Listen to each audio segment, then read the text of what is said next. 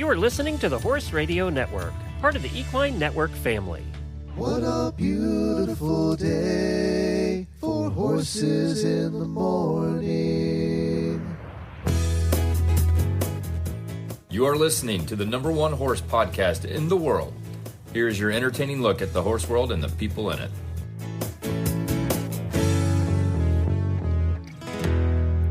Well, good Wednesday morning, everybody. I am Glenn the Geek in Ocala, Florida. And let me tell you something, Jamie. This was the first morning in probably 5 months that we went into the 60s. We were at 65 this morning. It was so lovely. Well, here's the fun thing is it's been 60 here in Oklahoma, but it's been raining. So at 65 degrees, I would like to let you know that horses in August will shiver. They're shivering. Oh, really? And yeah. It was totally fine 5 minutes ago, and now it's pouring. So they're going to be shivering again because they're outside. And who are you?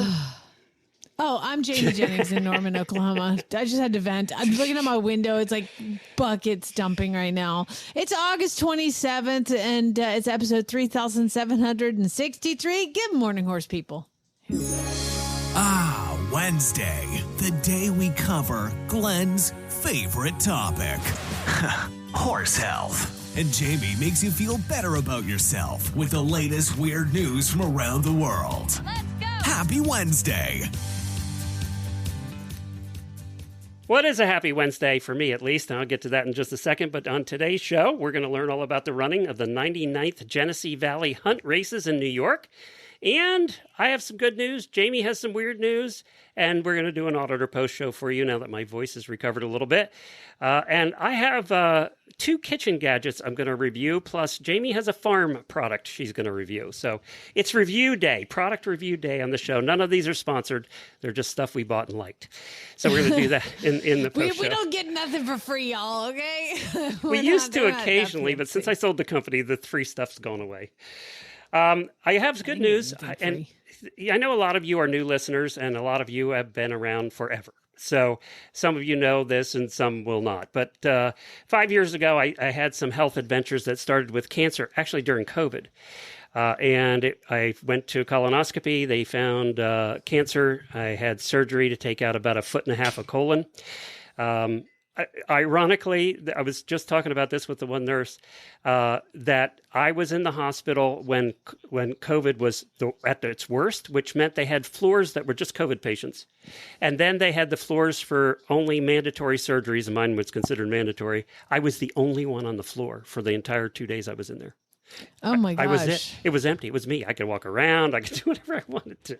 Well, and back then too, every single doctor, everybody was wearing a mask. And I had this situation because I had shoulder surgery during COVID, because why wouldn't you do that? That guy was still working.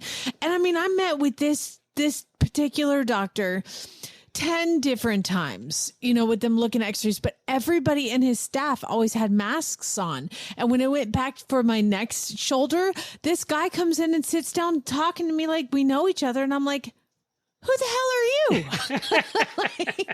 I'd never seen anybody in that office without a mask on. I was like, who? What are you talking about? He's like, I'm the doctor. I was like, no, you're not. No, no. Isn't it weird now when we watched a YouTube video the other day that was filmed during COVID, so they were all wearing masks? It's so weird to see it now. It's yes, and it gives you a little PTSD too. It's like watching television when they didn't have cell phones. Like we're watching Seinfeld, and he's like had to run home to check his messages. And I'm like, it's like, that's like watching somebody with a mask on TV. It's like, they had an answering machine.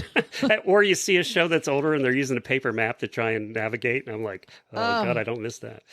No. Anyway, my good news is I am now, I've been getting CT scans every year of my whole torso, basically from the neck down, looking for cancer. And they found some things that they thought might have been, but I just had mine last week. They called yesterday and could not find any traces of cancer, even in my lungs where they had thought there might be some.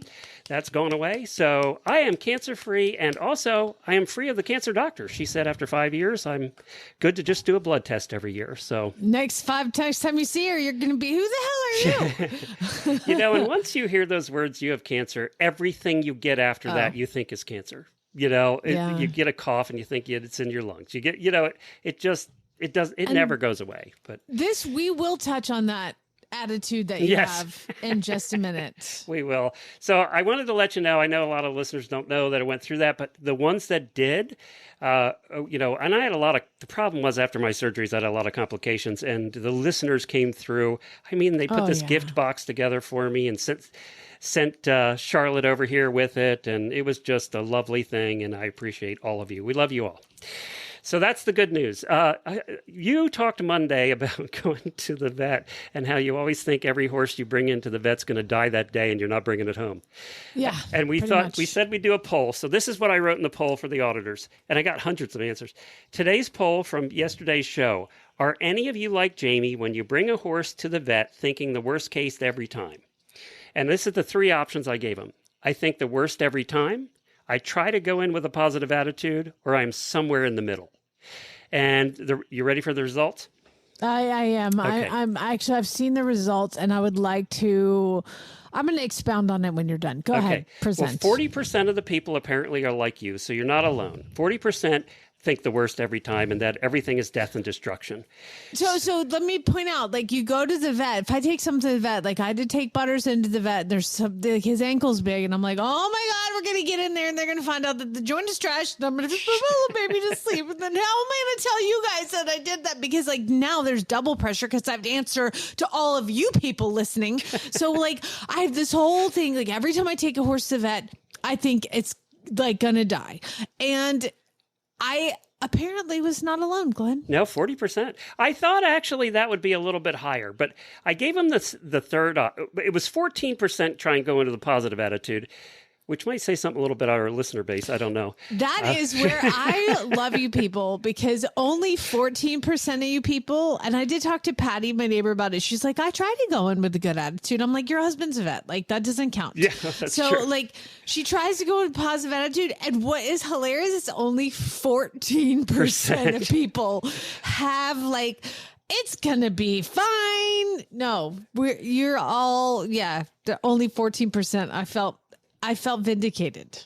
Somewhere in the middle is 46%. And I kind of figured that would be the biggest category, because I think sometimes when you're going in, you're going, okay, I know this isn't anything disastrous. So you want to have hope. Everybody wants to have hope.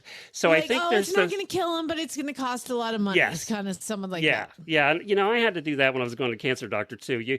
You go in dreading, but you have to have hope. So I think those are the hopeful people. The third category there have hope. Okay. You apparently do not. You have no hope at all. You're hopeless. No, none. I want to come home super surprised and on cloud nine. Okay.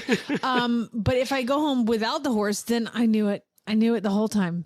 But I would like to point out that not everybody is like this with their animals. So you and I spoke on the phone the other day, which never happens. You called me and I'm like, oh God, why is he calling? Because like I had a bad day, and you called and I'm like, it's going to get worse. Yeah, I never call unless negative, terrible attitude. Yeah. So you call and you're like, I'm cancer free. And I'm like, that's amazing. This is great. You're like, but I have this cough and I'm pretty sure it's in my lungs now and I'm going to die. And I'm like, oh my God, you're the human version of me taking an animal to the vet. You are the patient that goes to the vet. I admit it. I admit it. And I think it depends on past experience too, right? And a lot of the comments were that way. They said, because I've had such horrible luck in the past. And of course, me and my health stuff the last 5 years, I've had 5 surgeries in 5 years. So I have had health stuff. And I think the more you had, like bringing your animal in, and the more bad experiences you had, the more you're going to be like you. Remember how we talked about how this show is like cathartic and therapeutic for the two of us, and that we don't need therapy because of it? Yes. I might think we need to probably consult with somebody, like individually, the two of us. Probably. We probably needed that about 15 years ago, Jamie. Yeah, I really think maybe if you book like a therapist to come on, anybody know a therapist? It'd be our most downloaded episode ever. Who could like sit down and really go through these issues? I don't want to. I mean... La la la la la la. You're already making me watch that stupid movie for tomorrow, so I don't want to. Oh, good. All right, let's do some daily Whinneys.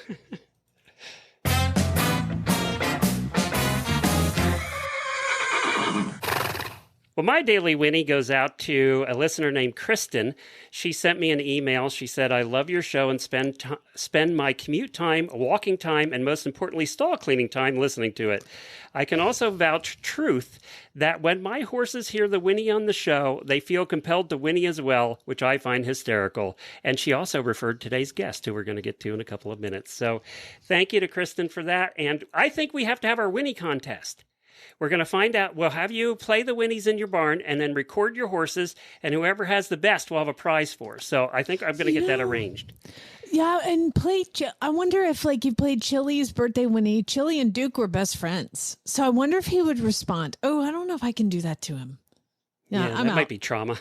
I know, I'm out. It's trauma for me. I listen to it all the time. I never have played it out loud in the barn for Scooter or Nigel. I'll have to do that and see if they respond. I've never done it. It would require me to listen to this garbage in my barn. So what we'll do is on an episode, I'll warn everybody, and we'll put it in the show notes. But I'll play it a couple of times. We'll just play the Whinneys because I have the Whinneys separately. So we'll just play the Whinneys a couple of times. That'll give you a chance to set it up. We'll get this done. All right, I'm gonna do it. So anyway, thank you to that listener. No birthdays, by the way. Just thought I'd throw that in too.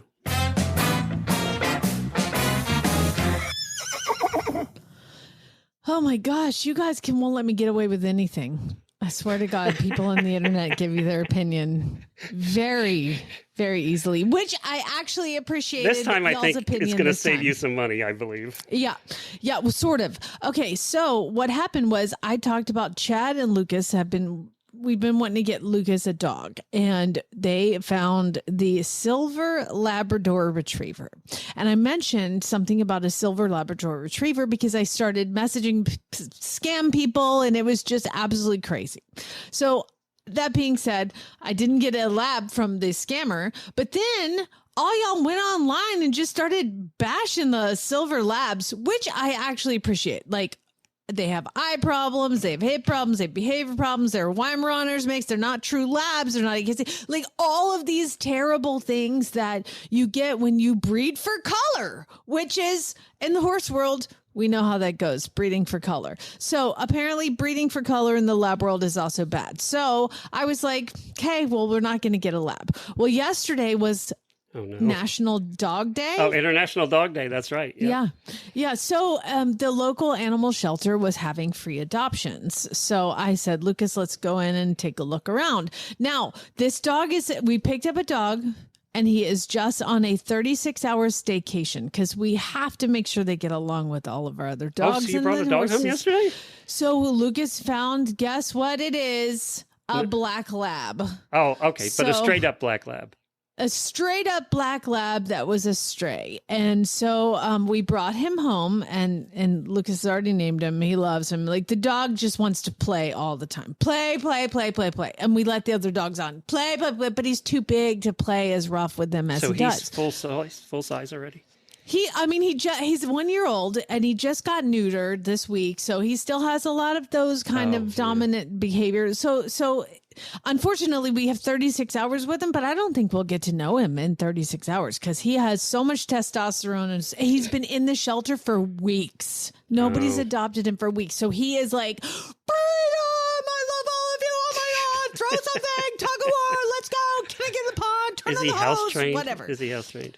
I don't know. He hasn't been in the house. Okay. So he's still outside. He is a lot of dogs. So that would, obviously, as a responsible potential new dog owner, I called a lot of dog trainers because what I would like, and I remember doing this as a kid with my border collie, is you meet in like a local parking lot, one night a week, and you get dog training lessons like in a group. And so we had this, like, that's what I did with my dogs. So I've been looking around at dog trainers, and I know I talked about this before, but it was like sending the dog away for like weeks, and it is thousands of dollars. Now, I know we have dog trainers on, and I got to ask questions. Okay. So, I called one place, and I've now called somebody my veterinarian recommended. So I'm waiting on a phone call back from that. But I called this company local to Oklahoma City, and I said, I'm looking for dog training lessons. And what I want is my son to go to these lessons so he can learn how to train the dog, because I think that's a great life skill, learning how to train a dog. So I call him and he's like, yeah, exactly. I don't want to do it. And so I call this trainer, and my husband's in here. He hadn't even heard this yet. So I'm like, we need a trainer. So we call this trainer, and I'm like, hey, we're interested in just lessons. And they offer come to your house lessons, and they do them in like increments of 4, 1 a week for 4 weeks in a row. And I'm like, that's awesome. So I call, and he was like, actually, it's best if you send us the dog for 2 weeks to instill all of these things for in the dog. $3,000. How did you know? I guess. It's $2,500 for 2 weeks. Okay. And then the follow-up appointments. Yeah. Here's the deal. So I'm like, okay, well, I just want you to come to my house, or I'll come to you. I don't care. Just give me the lesson package. Do you know how much 4 private lessons with a dog trainer, and not even private, it could be group. They'll come here, whatever. I didn't even get that detailed. Think about how much you spend taking your horse to a clinic with like an Olympian. Okay. 4 lessons, $1,500. We're in the wrong damn business. So that begs the question. You need to get into training dogs with him. And I was like, and to this guy, I'm like, listen, I have questions. Can I ask you something? He's like, okay. I was like, I train horses for a living, and they're horses. And I charge what is fairly high in my area because I have a very unique certification, but I'm charging $1,400 a month for training. Spoiler alert. There it is. And he charges $2,350 for 2 weeks. with a dog. And that with poops a a lot dog. less and eats a lot less. You put in a crate or wherever your dog run. And I hope I'm not offending dog trainers, but I had questions because I have this unique certification and I charge $1,400 a month, and he's $2,350 for 2 weeks.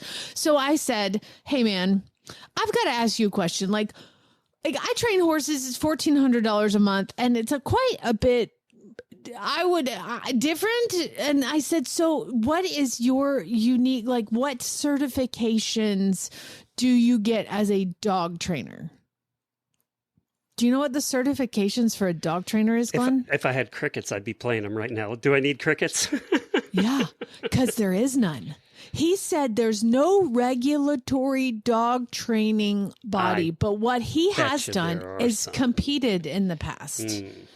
And I was like, I've competed horses. Yeah. It doesn't make me charge $2,350. You know what? I guess people pay that, but I can't imagine. I'm like, this dog came from a shelter like 7 hours ago.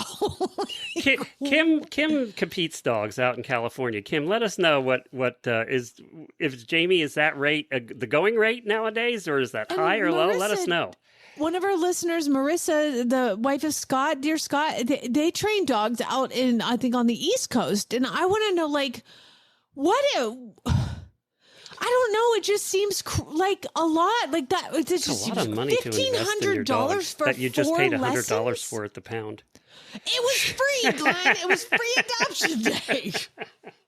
I can reinvest that $50 that it would have cost me. But like that, it just seems they do it at PetSmart and stuff too. I don't know how good they are at those. It's got to be cheaper. Yeah. Am I crazy? It's just like, I just want some simple obedience training. I'm wondering if something like a PetSmart would be better, and it's got to be cheaper. I know that when Jennifer worked at PetSmart in the horse department when they had them, she used to watch the dog trainers all the time. But I don't know. I don't know if they're any good either. I don't know. I don't know anything about dog training other than now I know it's expensive, apparently. Like I spent $300 something riding with an Olympian for 2 lessons a couple weeks ago. And that was 4 hours total. And it was $350. This person charges that an hour for teaching you a lesson. Like, well, I'm going to come around from the business side and say, good for him if he can get it. I mean, if you can get it, great. But like, I feel like there's people that like, again, I do different pricing for the rescue because there's people that need help and maybe can't get it. And the rescue can't afford $1,400 a month for a horse, because it's a rescue. So I offer services considerably different to them. And I feel like when you price yourself like that, you're pricing yourself out of being able to help people. And maybe that's not what you're in it for. Yeah, no, I guess. Well, that's a good point. People are in business for different reasons, right? Speaking of the rescue with Nelda and Horse and Hound, coming up the first week of October, Jamie, I'm going to be out on vacation with Ashley, and Jennifer and I are heading out there to New Mexico.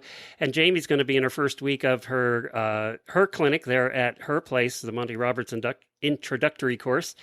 And we're recording episodes ahead for that. And we came up with the idea to do some one-on-ones. And Jamie is going to do Nelda from Horse and Hound as her first one.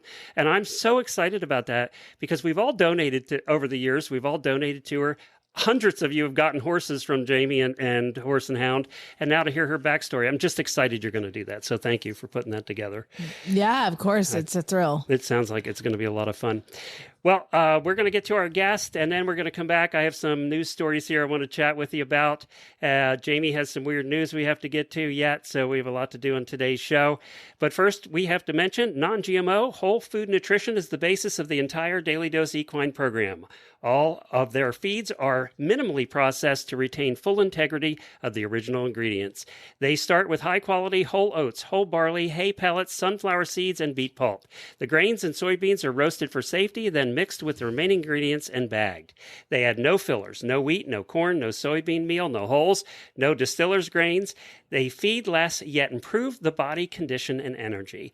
At Daily Dose non-GMO is hard to find in pet food, too. It is. Any pet food. At Daily Dose Equine, they never forget natural is better and simplicity is key. You can learn more at dailydoseequine.com, and you can find all of their products at Chewy and Tractor Supply as well. All right, we're going to get to our guest, her name is Sarah, and it's Batzing, and she's the race organizer of the Genesee Valley Hunt Races. That's coming up on Saturday, October the 11th. I love local events, and I love when we hear about local events from our listeners. So if you want to tell me about a local event you'd like us to cover, just email me at glenn@horseradionetwork.com, just like Kristen did to get this one started. So let's meet Sarah and learn a little bit about hunt racing. Well, Sarah, thank you so much for joining us this morning. We appreciate it. Well, thank you so much for having me. I look forward to talking about the Genesee Valley Hunt Races. I don't know, in 15 years, 4,000 episodes of doing this show, we've ever talked about hunt races. So I'm glad you're here, and I'm so glad that you were referred to us by one of our listeners, Kristen. She said we had to talk to you. Apparently she goes every year. She said I had to talk to you. Yeah, so good job, Kristen. Well, this is, let's first talk about the hunt. Genesee Valley Hunt is where? Located where? We're in Geneseo, New York, which is a college town just south of Rochester in western New York. Sounds cold and wintry. It can get that way, but thankfully we're nestled into the Genesee Valley, which protects us a little bit from the weather. So you don't get the lake effect snows as bad. We don't get the lake effect snow as bad. Well, that's good. So, yeah. So now this is the 149th year for the hunt? Yeah. Is it the oldest in the States? Yeah. It's got to be one of them. It's definitely one of them. There's maybe one or two, maybe one in Virginia, one in Pennsylvania that, everyone gets a little technical on what constitutes, contiguous hunting. Yeah. But we're certainly up there. And records weren't as good back in the 1800s. So right. And, everyone kind of shut down for the world wars and, that kind of stuff. So there's some gaps in everyone's history, I think. How's membership? We've heard about hunts decreasing in membership. How's yours doing? Ours is still pretty strong. We're constantly looking for new members that want to come out and join us and support the sport. We're unlike maybe hunts in, like I said, Virginia, Maryland, Pennsylvania, we're the only game in town. The next nearest hunt to us is in Cazenovia, which is south of Syracuse, whereas in the more, the states you think more about fox hunting, they have neighboring hunts all around them. Right. So, we do have that advantage where there's not really competition for people, but, we we're a friendly group. You wouldn't. I don't think we're what the average horse person thinks of as fox hunters. You know, most of us are farmers. I myself am a dairy farmer. I'm also fourth generation fox hunter on both sides of my family. Oh, wow. So been at it for a while. But yeah, you were just, you know, it's a nice group of people that enjoy riding out and watching the hounds work. And you know, I think a lot of the hunts have gone to making it less stuffy and more inviting for just even, I know a lot of eventers are hunting now, even trail riders getting into hunting. And I know you guys are encouraging that, right? oh, absolutely. Absolutely. We've got, you know, it's not the wild, crazy, galloping full tilt over crazy country like you might imagine. You know, it's a bit more controlled. You're not in Ireland, right? Not in Ireland. Right. We're not stuck in bogs. So, you know, and there's a speed for everyone that wants to, you know, you just want to walk and trot. Got a group for that. Well, and what's your terrain like up there in New York?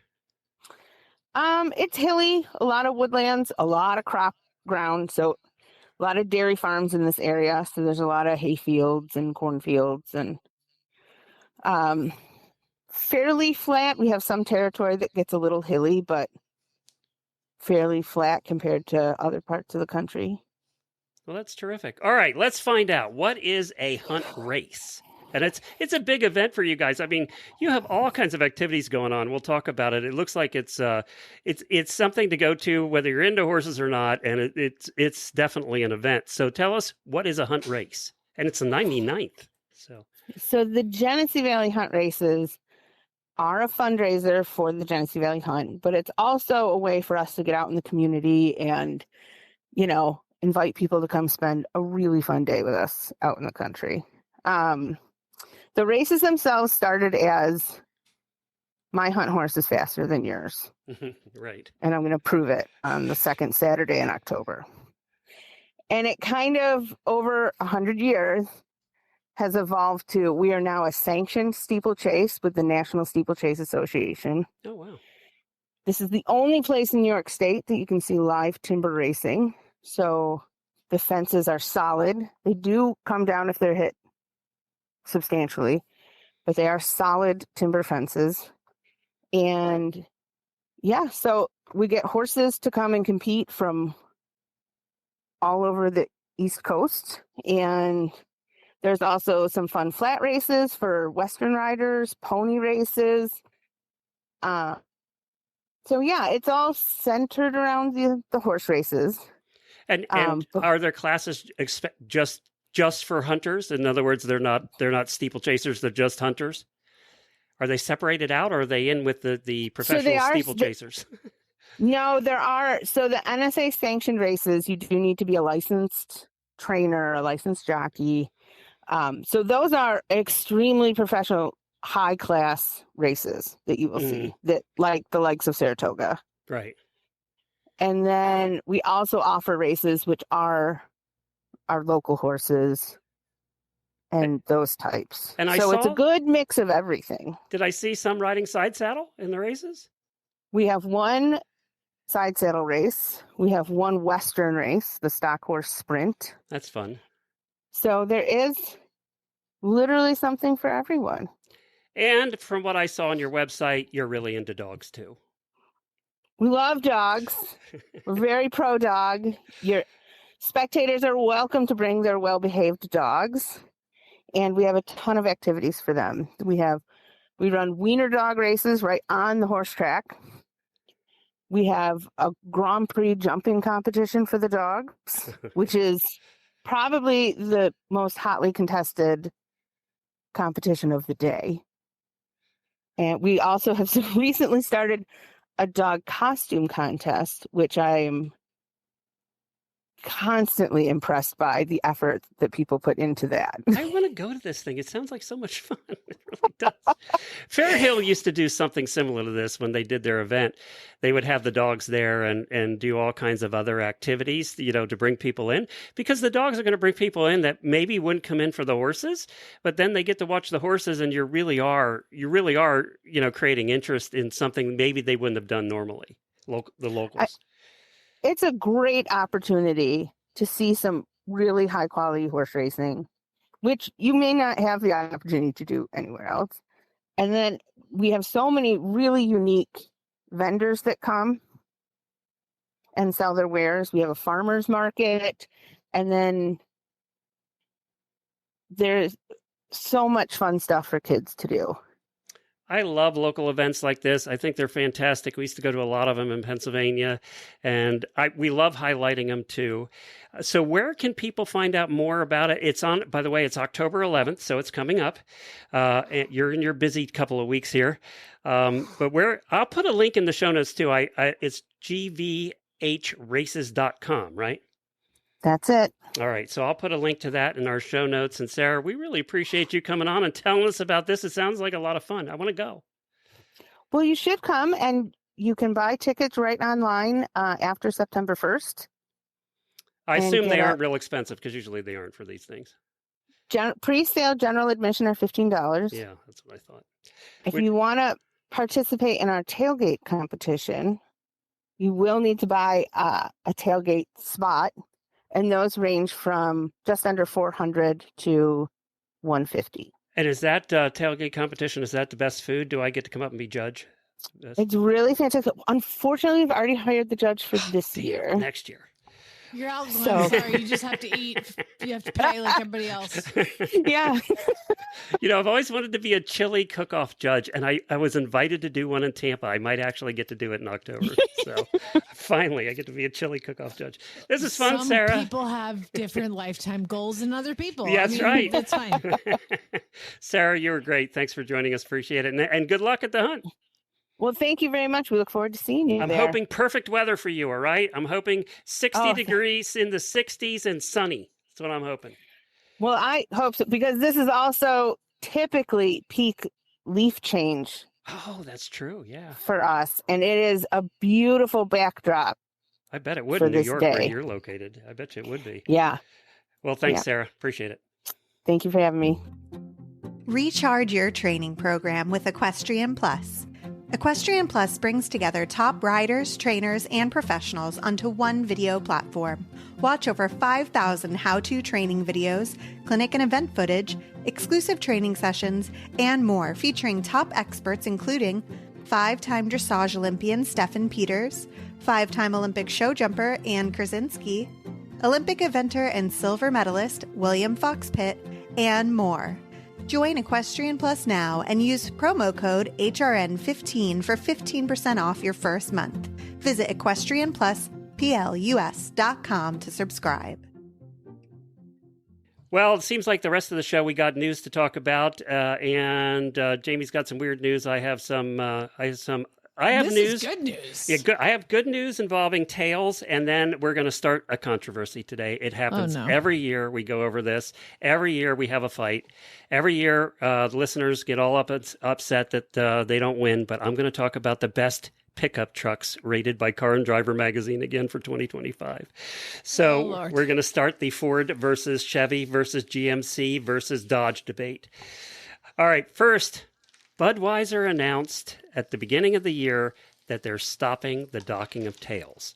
Now, all the articles are crediting PETA for putting all the pressure on for them to stop docking tails on the Budweiser Clydesdales. And I hate to agree with PETA Even a stopped clock is right twice a day. I hate to agree with PETA about anything, but I do agree with this one. Now, the reason that they docked tails with draft horses specifically was when they were used, especially for farm work, around farm equipment, and they were in the harness, the tails would get in the way. So that's when they started docking. And this is 100 years. This is a long time ago. 1800s, they were docking tails. Now, docking tails is not much fun. It's basically amputating the tail, right? That's what it does. And of course, then they can't swish flies and all of that. And God forbid somebody just put a braid in there. I had one Percheron with the tail and one without, and I definitely enjoyed the one with the tail better because the one with the tail could actually swat damn flies. I mean, it was much nicer, even though, the tail, we kept it cut shorter, so maybe a foot off the ground, because you don't want them stepping on it when they're backing up or something in harness. So I think this is a good move. I'm not crediting PETA. I think that Budweiser probably would have done this at some point anyway. When they swat their tail, it can get over the reins. Yeah, and that's the other thing. When they swat their tail when you're driving, it can get over the reins. And that's why another reason they did the tails. But you know what? There are a lot of serious competitors in this world that are competing horses with tails. So I think that they can figure this out. Your wife has to come and make corrections behind you. She's right. Although, again, there are competitors all over the world doing competitions with driving carriages that have tails. So I think that they'll figure it out. I've long-lined horses, and the long line gets up under their tail, and that's never fun. But I'm not going to cut their tail off because of it. So good news. Yeah, I'm giving that one a good news, and I'm not crediting PETA. Okay. I'm just not going to. All right. Car and Driver magazine does their rankings of pickup trucks and all cars actually every year. And this is how they rank these. And I'm going to give you two categories: full-size pickup trucks, that's like your 1500s, and then the trucks that they categorized as best for towing, which would be more of our category, right? So this is what they've done. They've did 200 data points encompassing acceleration, handling, comfort, cargo space, fuel efficiency, value, and how enjoyable they are to drive. So they put all of those things together to come up with this list. This is not a list by Jamie and I. This is not our opinion. So if your truck is at the bottom of this list, I apologize. Get a new truck. All right, so here we go.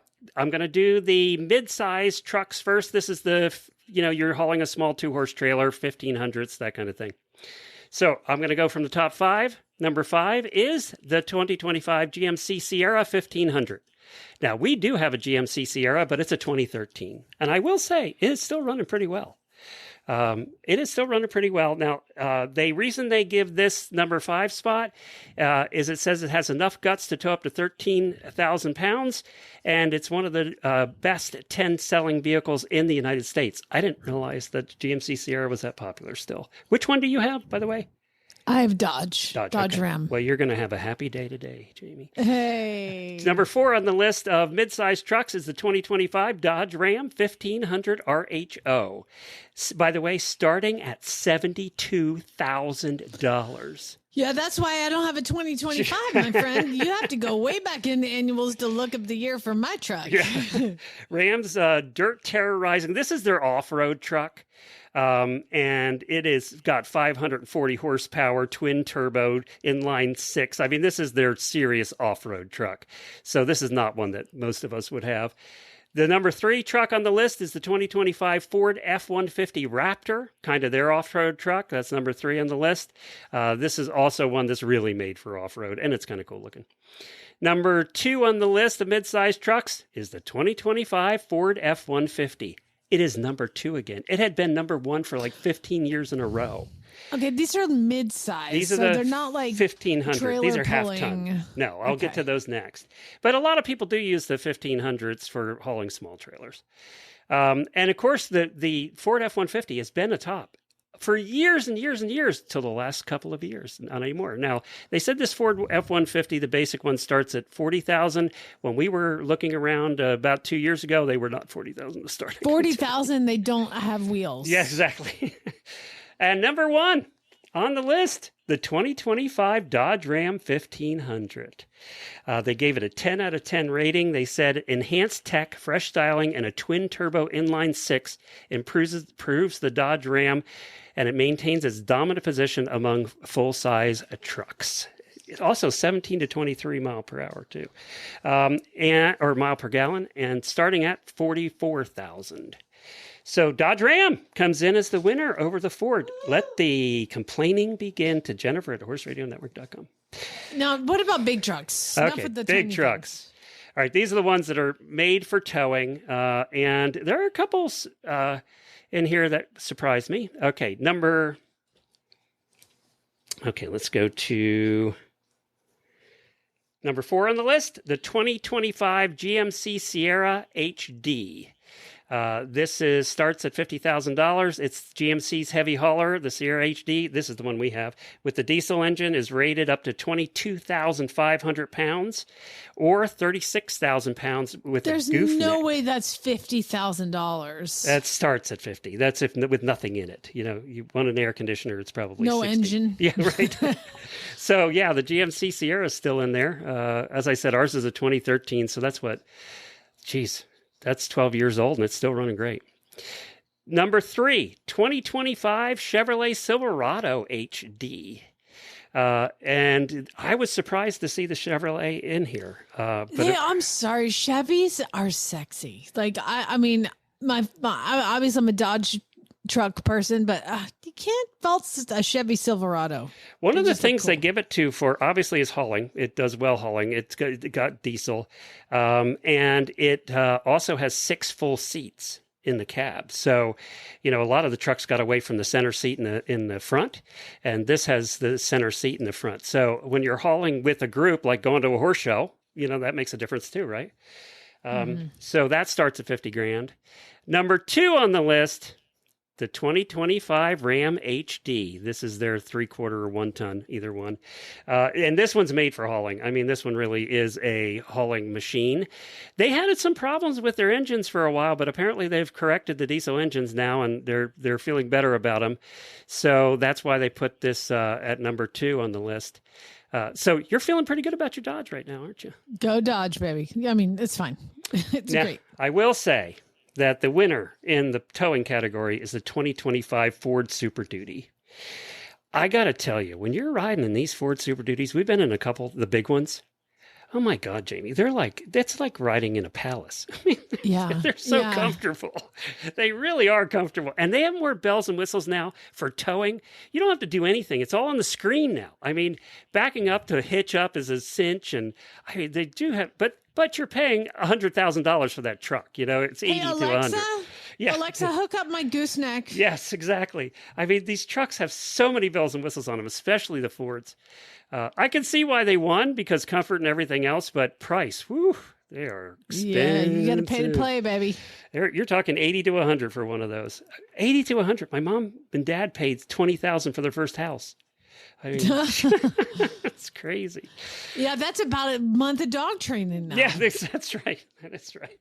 In smaller trucks, I'm happy to say our Ford Ranger was number 1 in smaller trucks for tiny trucks. The Ford Ranger one, which we like our little Ford Ranger for hauling hay and stuff too.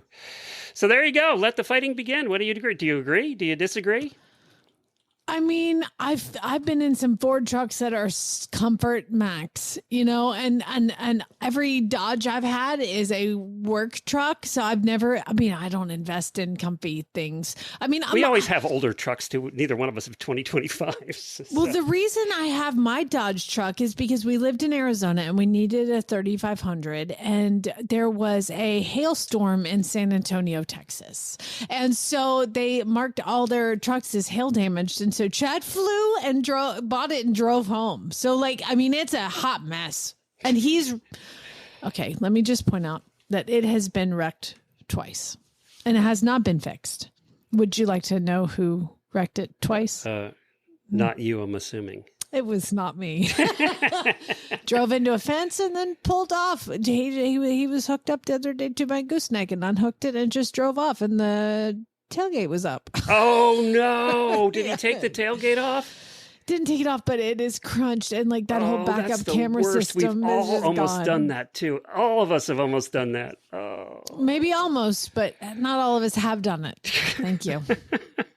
Yeah, I figured you were talking about this. It wasn't you that did it. This man pilots airplanes. Ooh, it's fine. That's scary too. It's fine. Can you please let me know which flights he's doing so I not to book that one? It's fine. It's totally fine. Hey, I have like a story that I feel like you'll like it. It's kind of weird news, but it's not kind of weird news. So I'm just going to give it to you in this news section because I feel like you need to know as much as we've talked about it. The Guinness Book of World Records this year turns 70. Really? 70 years old. And they have had records from the longest tongue to who has the most Spice Girls stuff to how who many has, chopsticks you can stick in your nose. And, exactly. How many marshmallows you can hold in your cheeks, So they are inviting people to do to try out for records that are unclaimed. And they have just a quick list of things. All right, let's see which ones you and I can do. Okay. I feel like you could qualify for most of these. Okay. Number one is the most, again, they're inviting you to try. The most whoopee cushions sat on in 1 minute. Just hopping up and down? On and off? I don't know. I don't know. Again, how many, do you lay them out? I don't know. And then just jump from chair to chair to chair?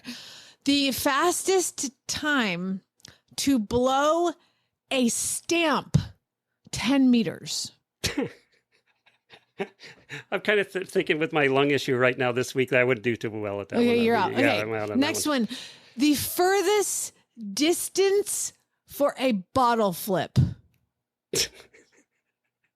Okay. I kind of feel you live in Oklahoma, that somebody in Oklahoma have a good shot at that one. They're used to flipping beer bottles. Lucas loves a good bottle flip. He'll do the water bottle. That's all that kids do now. They just, if they have a bottle in their hand, a water bottle, they're flipping. They're flipping It's it, like huh? that. They're flipping all the time. Every kid. Why flip, did I bottle, flip. automatically think beer bottle, not water bottle? Well, because a beer bottle will break. Water bottles are plastic. You can flip it and try to get a stand on. And then this one I think you've got. If we plan ahead, okay, and we line a bunch of people up, you might be able to do the most high fives in 30 seconds. Oh yeah, I probably like with you going south and a line of people going north and you high fiving, you could do it. I got a shot at that one. Yeah, I like that one. That one, and also doesn't require any training. I like that one. No, you can do that. You got it. And then the fastest 400-meter sack race. Oh yeah, you and I are not winning that one. There's no way. There's no way. And here's the one that I looked at because I was like, I don't think anybody's done this ever. And it's true. Nobody's actually done it like as a baseline. Because they are asking people to give them the fastest time to ascend Everest by bicycle. I don't even think you're allowed to.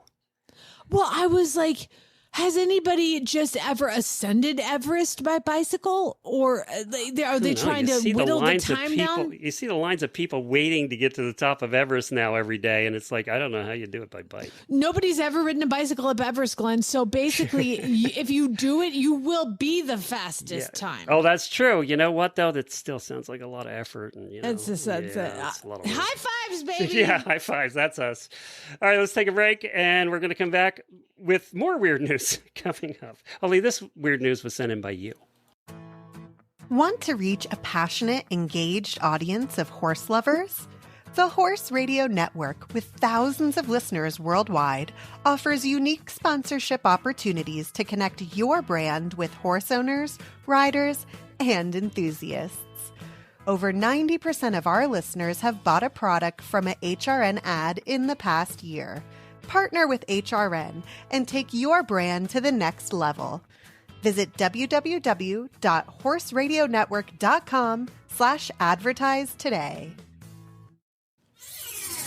Time to learn why some days you're embarrassed to be part of the human race in Jamie's Weird News.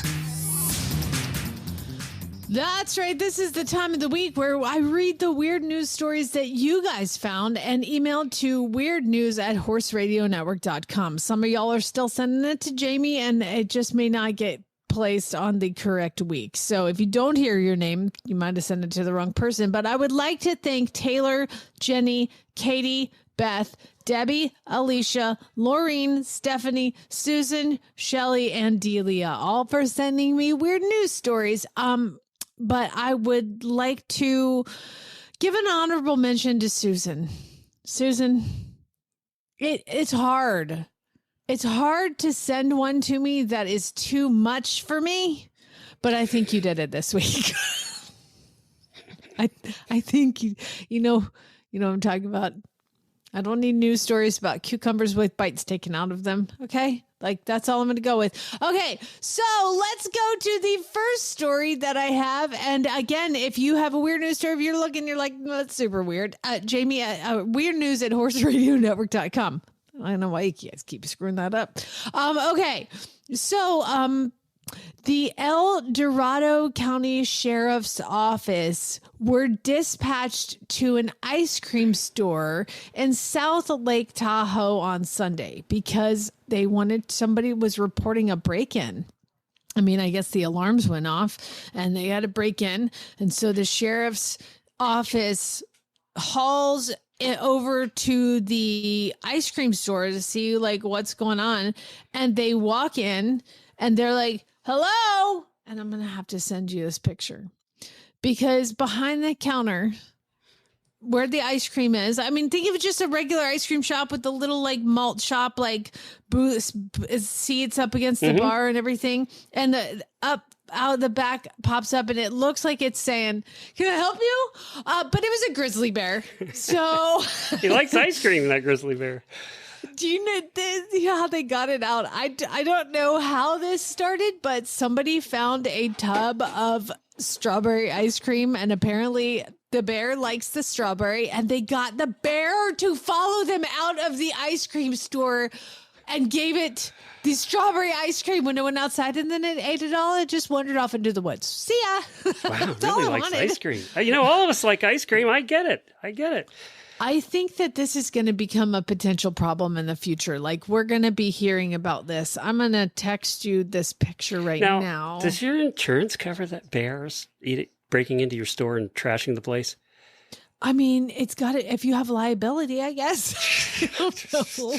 Or is there a bear exclusion? You know, we don't cover bears. I don't know. I'm sorry, we don't cover wild animals. That's probably the case. How did it get in? I just texted you the picture so you can. Because apparently, before they got the animal to go away, deputies did snap a whole lot of photos of it. I bet they did. I bet they did take a lot of photos. That made their day. Yeah. Did you get it? I didn't get it yet. So. Okay, well, it's on its way. Okay. You let me know when it comes in. All right, next one. I mean, does it get weirder than this? I guess not. I mean, oh my God, look that's at a me. big bear. Behind the counter. He is behind the counter. He's looking like he's saying, what flavor do you want? He should have an apron on. That's the only thing he's missing. Oh my Fantastic. God, that is a big bear. Yeah. Here, kitty. Yeah.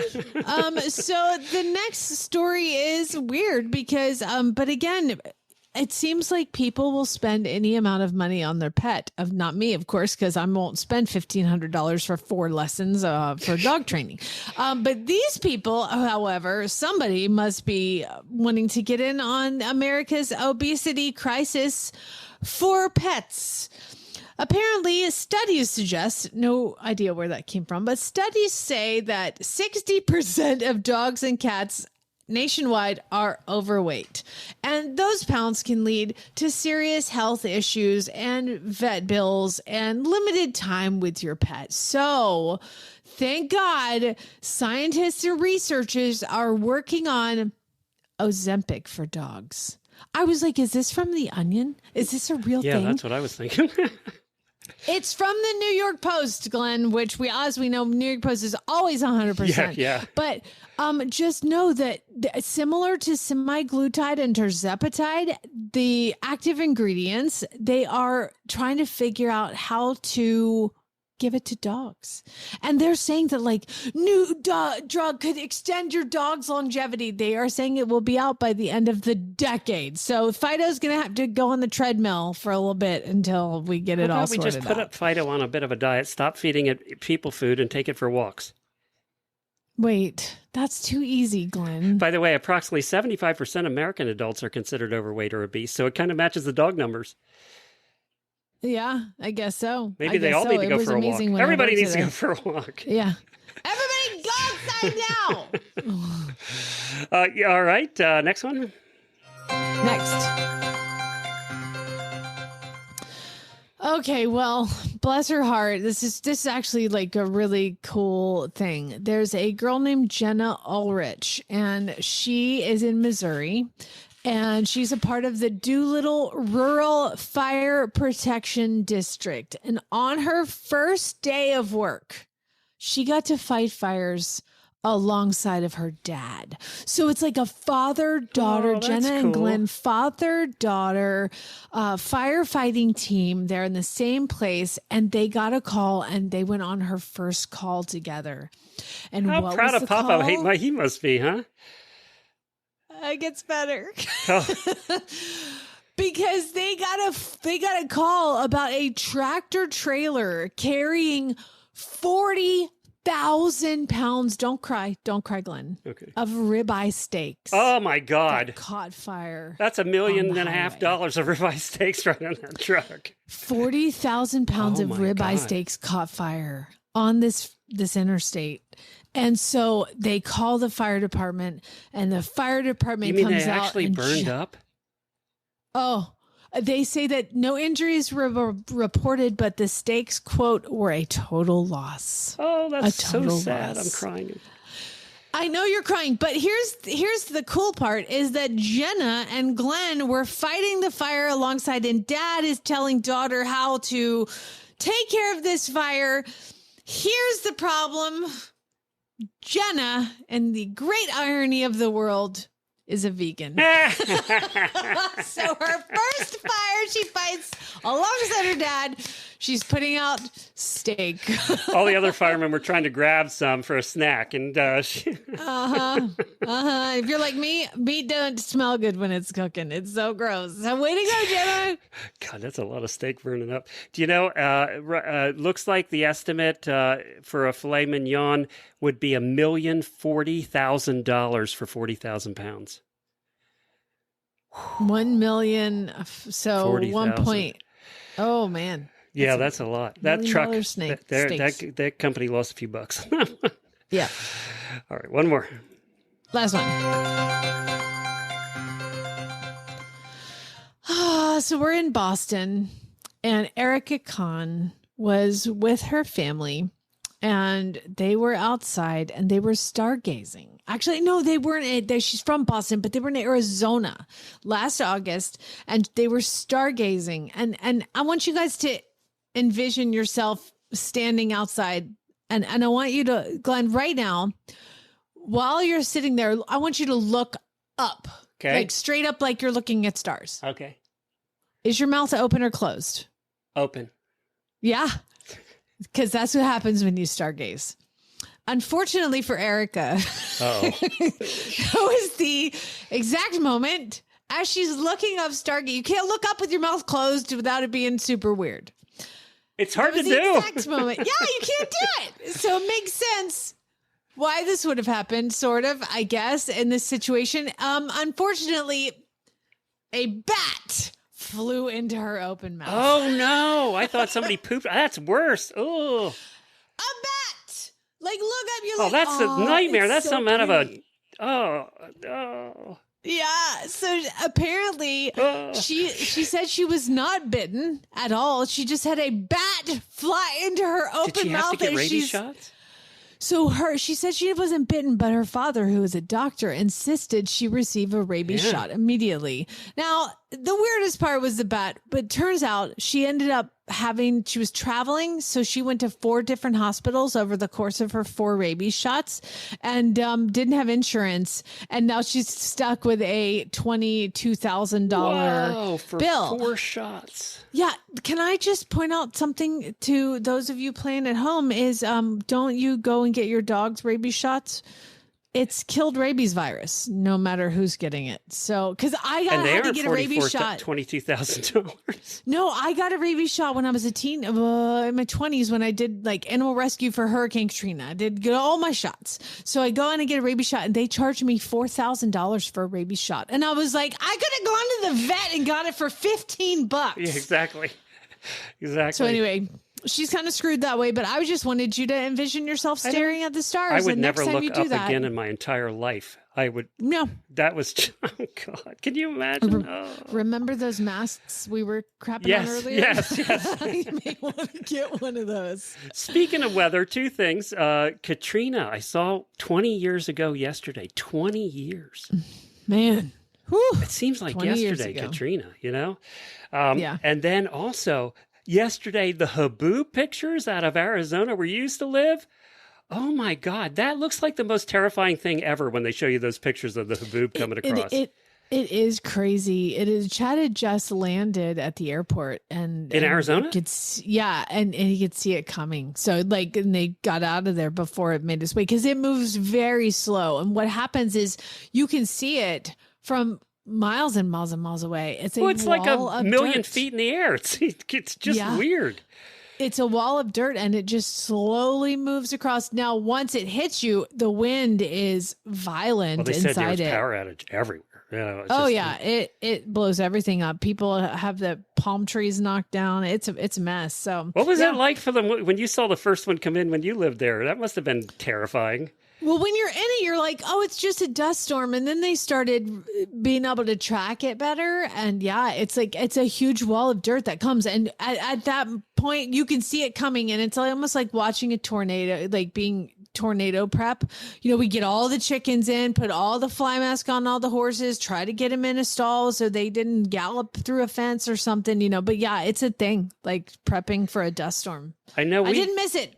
Yeah, it's only ever in one. We were in Vegas for vacation, and we rented a car and went up to see Area 51. And on the way back, we hit one that hit Vegas. So we saw it coming. We were on the hill coming over the mountain there from Area 51 in the desert down into Vegas. So we saw it coming across Vegas as we were coming down. It was cool to see, but it's also terrifying as hell. And we got into Vegas and you couldn't see anything. It's like Hidalgo when the wall of sand comes at him, Go, run! I imagine if you're driving on the highway, you have to stop because you can't see anything. You just it's like a blizzard. Visibility. It's like a sand blizzard. We always have news about Florida men, and they always involve drugs, alcohol, or nudity. I have a good Florida man to end the show with today. And I didn't have any Florida man stories today. No, but I have a good Florida man. He is out of Sarasota. He's called the Tech Fairy. His name is Craig Clark. He is a retired computer technician. He takes donated laptops, refurbishes them with new components like solid-state drives and batteries, increases their performance and all that stuff, and then he gifts them to individuals in Sarasota, Florida who are in need.